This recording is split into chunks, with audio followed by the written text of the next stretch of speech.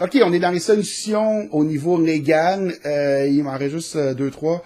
Glass-Steagall, avez-vous déjà entendu parler de ça? La loi Glass-Steagall. Je dois vous lire quelque chose, une description, pour pas dire de niaiserie. OK, je vais essayer de vous donner une petite définition. Là, je lis en anglais. Je vais essayer de le traduire. Je suis vraiment pas un expert dans les trucs bancaires et tout ça. Mais en gros, c'est en anglais le Banking Act of 1933, qu'on appelle aussi Glass-Steagall. Je crois que Glass et Steagall, c'est deux personnes qui ont mis ça en place en 1933.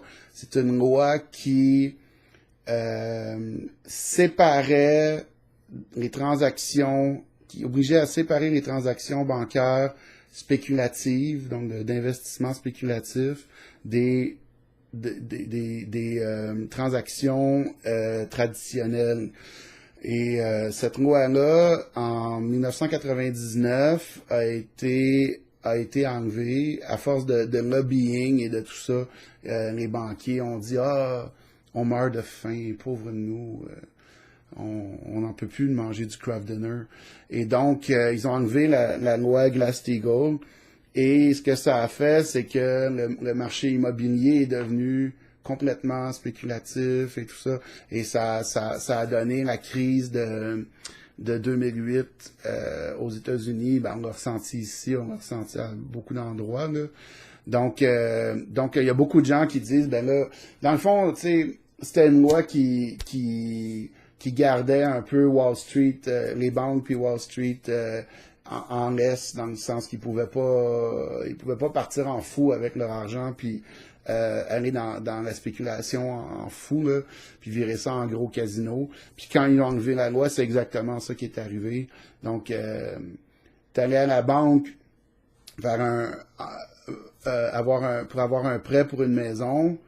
T'étais pas nécessairement qualifié pour le prêt en termes de tes capacités de le rembourser, mais on a vu que les banques se sont fait prendre à prêter quand même, puis là on se rendait compte que les mêmes banques pariaient sur le fait que les gens allaient ne pas être capables de rembourser.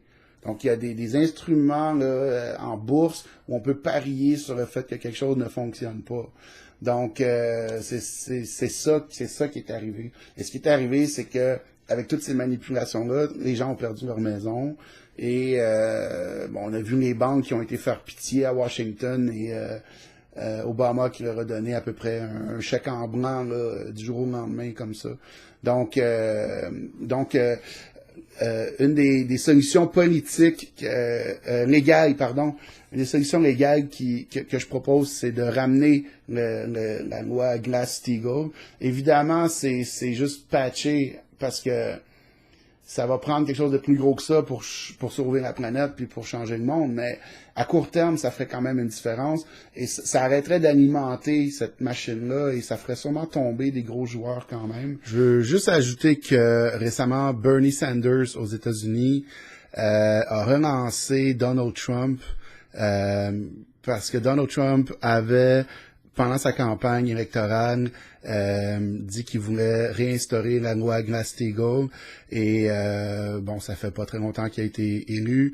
Donc Bernie Sanders récemment, on est en début mars, donc je crois fin février, a relancé Donald Trump pour dire hey, t'as dit que t'allais faire ça, ce serait une bonne idée que tu le fasses. Donc tout ça pour dire la loi Glass-Steagall, c'est pas comme une petite affaire que je viens d'inventer là, tu sais, c'est quand même un gros truc qui est connu.